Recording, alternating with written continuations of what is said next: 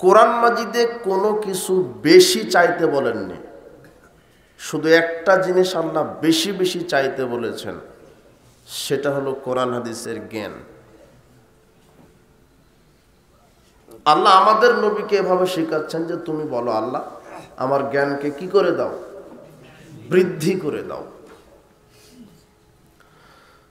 ফালাম আন্নাহু লা ইলাহা ইল্লাল্লাহ, আগে মানুষকে জানতে হবে যে আল্লাহ ছাড়া প্রকৃত কোনো মাবুদ নেই, এটা জানতে হবে। লা ইলাহা ইল্লাল্লাহ এর অর্থ যদি আপনি করেন যে আল্লাহ ছাড়া কোনো মাবুদ নেই, তাহলে ভুল হবে। আল্লাহ ছাড়া অনেক মাবুদ আছে।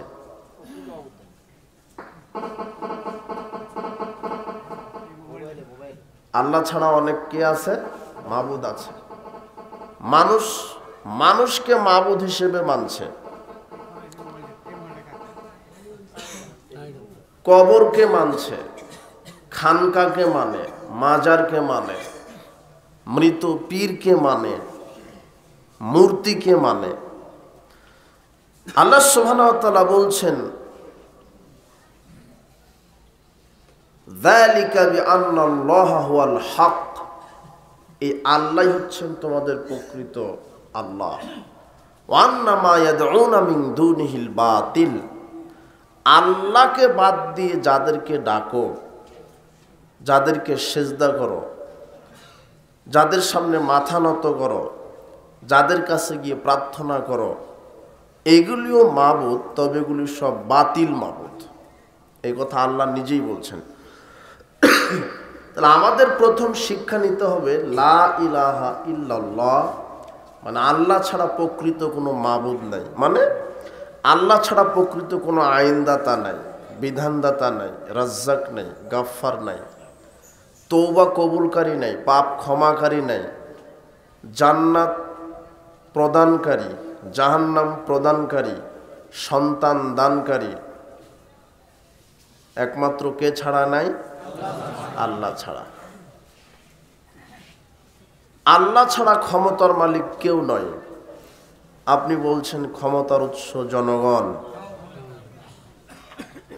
তাকে তওবা করে ফিরে আসতে হবে। আন্নাল কুওয়াতা লিল্লাহি জামিআ, ক্ষমতার মালিক কে, আল্লাহ। আল্লাহর একটা হক আছে, অধিকার, যেই হক যেই অধিকার আল্লাহ ছাড়া কারো নেই। আপনি পাপ করেছেন, আপনার পাপ ক্ষমা করতে পারে একমাত্র আল্লাহ, এই অধিকার একমাত্র আল্লাহরই আছে।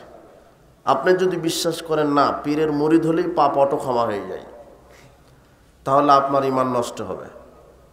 ওমা ইয়াগফিরুয যুনুবা ইল্লাল্লাহ, আল্লাহ ছাড়া কেউ কারো পাপ ক্ষমা করতে পারে না। কিন্তু এদেশের বহু মানুষ আছে যে পীরের মুরিদ হলে পাপ ক্ষমা হয়, তওবা কবুল করে, সুপারিশ করে জান্নাতে নিয়ে যায়। এই আকীদার লোক বাংলাদেশে আছে। তাহলে তাদেরকে সঠিক শিক্ষা পৌঁছে দিতে হবে। ফালাম আন্নাহু লা ইলাহা ইল্লাল্লাহ, আল্লাহ ছাড়া প্রকৃত কি নাই, মাবুদ নাই, ক্ষমাশীল নাই, তওবা কবুলকারী নাই, জান্নাত দাতা নাই, জাহান্নাম দাতা নাই, রাজ্জাক নাই, গাফফার নাই, সন্তান দাতা নাই, একমাত্র কে ছাড়া, আল্লাহ ছাড়া। এটা শিক্ষা দিতে হবে। ইবনে আব্বাস রাদিয়াল্লাহু আনহু বলছেন কুনতু খালফা রাসূলিল্লাহ সাল্লাল্লাহু আলাইহি ওয়াসাল্লাম, আমি একদা রাসূল সাল্লাল্লাহু আলাইহি ওয়াসাল্লামের বাহনের পিছনে বসা ছিলাম। বলছে ইয়া গোলাম ইন্নী উআল্লিমুকা কালিমাতান, ইবনে আব্বাস আমি তোমাকে কয়েকটি কালেমা বাক্য শিখাবো। দেখেন সুশিক্ষা, সব শিক্ষা কিন্তু সুন্দর নয়। কেউ শিখাচ্ছে যে মাজারে গিয়ে প্রার্থনা করো, এটাও শিক্ষা, কিন্তু এই শিক্ষা ঠিক নয়, শিরক মিশ্রিত শিক্ষা। আল্লাহ সুবহানাহু ওয়া তাআলা বলছেন আগে লা ইলাহা ইল্লাল্লাহর জ্ঞান অর্জন করো। এই জ্ঞানটা শিক্ষা দিচ্ছেন ইবনে আব্বাসকে রাসূল সাল্লাল্লাহু আলাইহি সাল্লাম বলছে, ইবনে আব্বাস, আমি তোমাকে কয়েকটা কালেমা শিখিয়ে দিব। এক, ইহফাজিল্লাহ, তুমি আল্লাহর বিধানের হেফাজত করো। ইহফাজকা, আল্লাহ তোমাকে হেফাজত করবেন। ইহফাজিল্লাহ। দুই, আল্লাহর বিধানকে হেফাজত করো। তা জিদহুতু জাহা, তোমার যে কোনো প্রয়োজনের সমস্যায় আল্লাহকে তুমি পাশে পাবে। তিন, ওয়াইজা সাআলতা ফাসআলিল্লাহ, যখন কিছু চাইবে, প্রার্থনা করবে, আল্লাহর নিকটে প্রার্থনা করো, চেয়ে নিও। ওয়াইজা স্তানতা ফাস্তাইন বিল্লাহ, যখন সাহায্যের প্রয়োজন হবে আল্লাহর নিকটে সাহায্য প্রার্থনা করো। যারা এই দেশে মাজারে, খানকায়, পীরের কাছে সাহায্য প্রার্থনা করে, এরা একে তো মুশরিক, একে তো মুনাফিক। কি করে? ওরা যখন সালাতে দাঁড়ায় তখন বলে ইয়্যাকা না'বুদু ওয়া ইয়্যাকা নাস্তাঈন, আমরা একমাত্র তোমারই ইবাদত করি, তোমার নিকটেই সাহায্য চাই। এই কথা আল্লাহু আকবার বলে সালাতে বলার পরে পীরের নিকটে যাচ্ছে, তখন এদের আচরণ একে তো মুশরিক, একে তো মুনাফিক। মুখে বলে আর এক, কর্মে করে আর এক। রাসূল সাল্লাল্লাহু আলাইহি ওয়াসাল্লাম বলছেন, ইবনে আব্বাস, যখন সাহায্য চাইবে আল্লাহর নিকটে চাও। ওয়ালাম, জেনে রাখো, আন্নাল উম্মাতা লা বিজতামাআত, সারা পৃথিবীর সমস্ত মানুষ একত্রিত হয়ে আইয়ানফাউকা ইল্লা বিশাই, যদি তোমার অনুপরিমাণ উপকার করতে চাই, লাম ইয়ানফাউকা ইল্লা বিশাইন কাদ কাতাবাহুল্লাহু লাক, আল্লাহ যেই পরিমাণ তোমার কল্যাণ উপকার লিখে রেখেছেন ওর বেশি করতে পারবে না। সারা পৃথিবীর সবাই মিলে যদি আপনার কল্যাণ করতে চাই, অতটুকুনই পারবে যতটুকুন কে লিখে রেখেছেন? আল্লাহ। আল্লাহ। ওয়ালা বিস্তামাউত, সারা পৃথিবীর সমস্ত মানুষ একত্রিত হয়ে যদি তোমার ক্ষতি করতে চায়, লাম ইয়াদুররুকা ইল্লা বিশাইন কাদ কাতাবাহুল্লাহু লাক, তাহলে অনুপরিমাণ ক্ষতিও করতে পারবে না যতটুকুন ক্ষতি আল্লাহ লিখে রেখেছেন তা ব্যতীত। রুফিয়াতিল আকলাম অজুফাতিস সুহুব, কলম উঠিয়ে নেওয়া হয়েছে, খাতা বন্ধ করা হয়েছে। এই হাদিস জানার পরেও যারা মাজারে গিয়ে, খানকায় গিয়ে প্রার্থনা করে, এরা হলো মুশরিক। এরা কি? মুশরিক। এরা শিক্ষিত, তবে সুশিক্ষিত নয়। তাই তো আমরা প্রথমেই লিখে দিয়েছি শিক্ষা সংস্কার। আমাদেরকে ওটাই শিখতে হবে যেটা রাসূল সাল্লাল্লাহু আলাইহি ওয়াসাল্লাম, সাহাবায়ে কেরাম শিখেছেন, শিখতে বলেছেন। আল্লাহ সুবহানাহু ওয়া তাআলা বলছেন, কুল হাল ইয়াস্তাবিল্লাযীনা ইয়ালামুনা ওয়াল্লাযীনা লা ইয়ালামুন, যারা শিক্ষিত আর যারা অশিক্ষিত তারা সমান নয়। ইন্নামা ইয়াতাযাক্কারু উলুল আলবাব, নিশ্চয় শিক্ষিত পুরুষ, শিক্ষিতা নারী উপদেশ গ্রহণ করে। এই কোরআন মাজিদটাই আল্লাহর পক্ষ থেকে উপদেশ। আল্লাহ বলছেন, আমি সুদ হারাম করে দিলাম। যেই পুরুষ শিক্ষিত সে সুদ খাবে না, কেননা সুদ হারাম, এটা আল্লাহর পক্ষ থেকে উপদেশ। আর শিক্ষিত নারী পুরুষে আল্লাহর উপদেশ গ্রহণ করে। আল্লাহ সুবহানাহু ওয়া তাআলা বলছেন, লা তাকরাবুজ জিনা, জেনার নিকটে যায় না। ইন্নাহু কানা ফাহিশা ওয়া সাআ সাবিলা, জেনা হচ্ছে নিকৃষ্ট পথ, একেবারে অশ্লীল পথ। যারা জেনার নিকটে চলে এরা হলো নিকৃষ্ট। এটা আল্লাহর পক্ষ থেকে উপদেশ। যারা শিক্ষিত নারী পুরুষ তারা জেনায় লিপ্ত হতে পারে না। কেননা আল্লাহ বলছেন শিক্ষিত নারী পুরুষে আমার উপদেশ গ্রহণ করে। আল্লাহ বলছেন আমি 5 ওয়াক্ত সালাত ফরজ করে দিলাম, যারা 5 ওয়াক্ত সালাত আদায় করে এরা শিক্ষিত নারী পুরুষ, যারা করে না এরা হলো অশিক্ষিত। কেন? আল্লাহ বলছেন শিক্ষিত নারী পুরুষ উপদেশ গ্রহণ করবে। ওয়াকারনা ফি বুয়ুতিকুন্না ওয়ালা তাবাররাজনা তাবাররুজাল জাহিলিয়াতিল উলা। আল্লাহ বলছেন মুসলিম মহিলাগণ তোমরা বাড়িতে পড়ে থাকো নগ্নতার যুগের মতো, অসভ্য যুগের মতো, বেহায়ের মতো অশ্লীল পোশাক পরে রাস্তাঘাটে চলাফেরা করো না। এই যে আয়াতটা, এটা আল্লাহর পক্ষ থেকে উপদেশ। যেই নারীটা শিক্ষিতা নারী সেই এই উপদেশ মেনে চলবে, পর্দা করার চেষ্টা করবে। তার মানে যারা জাতিগত বিদ্যাতে মাস্টার ডিগ্রি পাস হওয়ার পরেও ল্যাংটা হয়ে রাস্তাঘাটে ঘুরে যেই মহিলা হলো অশিক্ষিতা নারী, ওর ভিতরে শিক্ষার কোনো আলো নেই। আল্লাহ বলছেন শিক্ষিত নারী পুরুষ উপদেশ গ্রহণ করে। তো আপনার ছেলে মেয়েকে এই জন্য শিক্ষিত করতে হবে। কোন শিক্ষায়? কোরআন হাদিসের শিক্ষায় শিক্ষিত করতে হবে।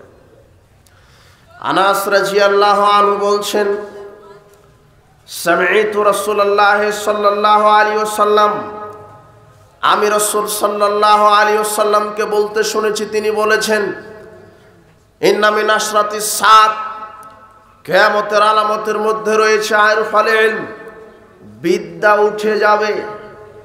বিদ্যা উঠে যাবে, বিদ্যার লোকের সংখ্যা কমে যাবে। আর আপনাকে এখন যদি বলি যে আপনার এই কুমিল্লা অঞ্চলে এখন অশিক্ষিত লোকের সংখ্যা বেশি না শিক্ষিত, আপনি বলবেন শিক্ষিত। অথচ রাসূল সাল্লাল্লাহু আলাইহি ওয়াসাল্লাম বলছেন দিন যত যাবে বিদ্যা শিক্ষা উঠে যাবে। তো ঘটনা কি?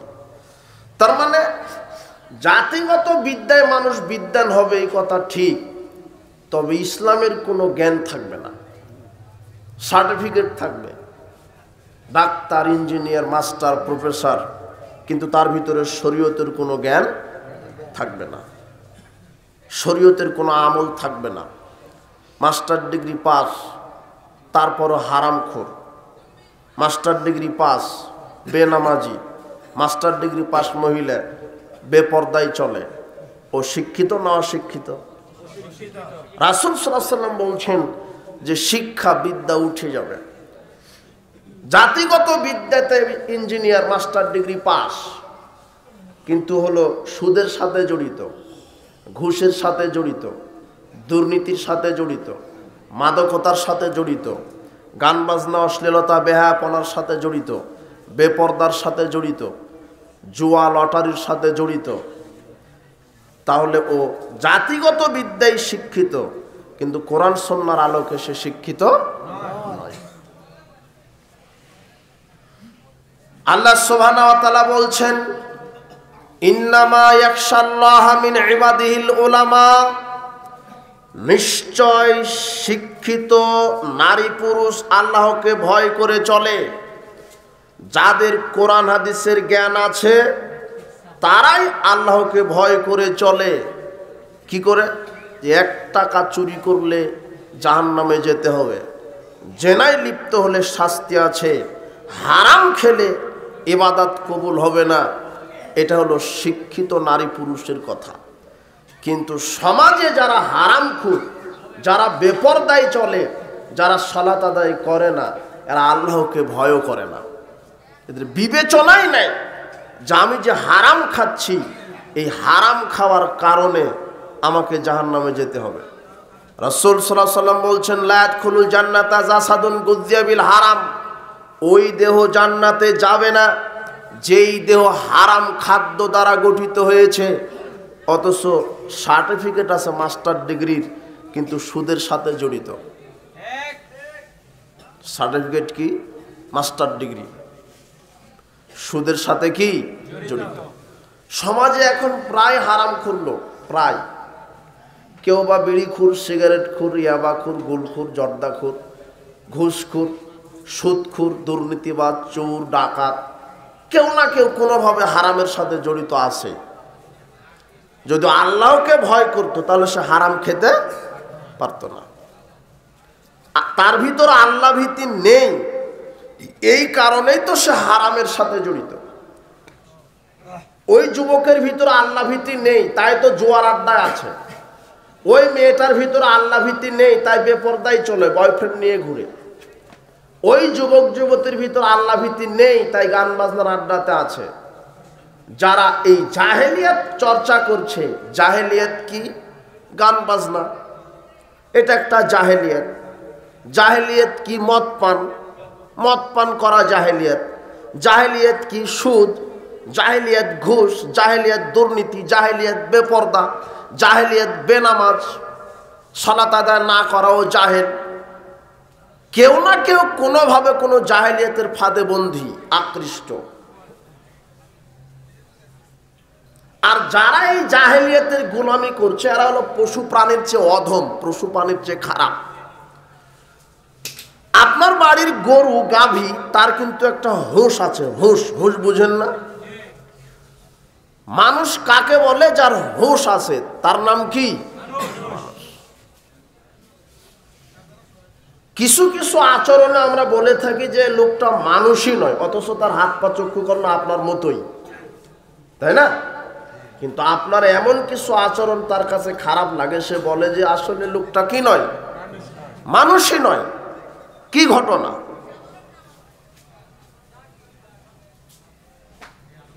আল্লাহ সুবহানাহু ওয়া তাআলা বলছেন, লাহুম কুলুবুল লা ইয়াফকাহুনা বিহা, যাদেরকে আমি বিবেক দিলাম, বিবেক থাকার পরও বুঝলো না। আলাহুম আয়নুল লা ইউবসিরুনা বিহা, যাদেরকে চক্ষু দিলাম, চোখ দিয়ে দেখলো না।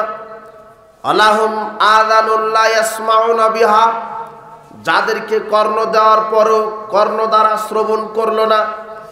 উলাইকা কাল আনআম, এরা হলো চতুষ্পদ জানোয়ার। বালহুম আদাল, বরং জানোয়ারের চাইতেও কি খারাপ। তো বিবেক দিলাম আমি মানুষকে, কি যে আমি মুসলিম ঘরে জন্মগ্রহণ করেছি, আমাকে 5 ওয়াক্ত সালাত আদায় করতে হবে। বিবেক দিয়েছি যে এটা হালাল এটা হারাম, তারপরও বিবেক থাকার পরও মানুষ হারাম খাচ্ছে।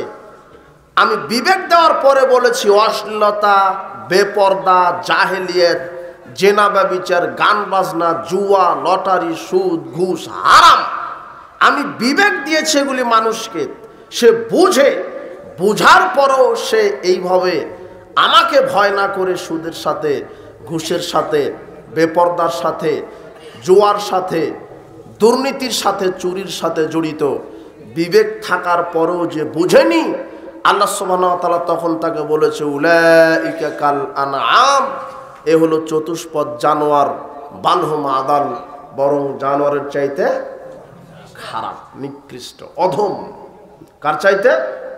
জানোয়ারের চাইতে। চতুষ্পদ জানোয়ার। তো চতুষ্পদ জানোয়ার, শূকর আপনাকে নাই বলি, গরুটাই বলি, গরু গরু গরু চতুষ্পদ জানোয়ার না।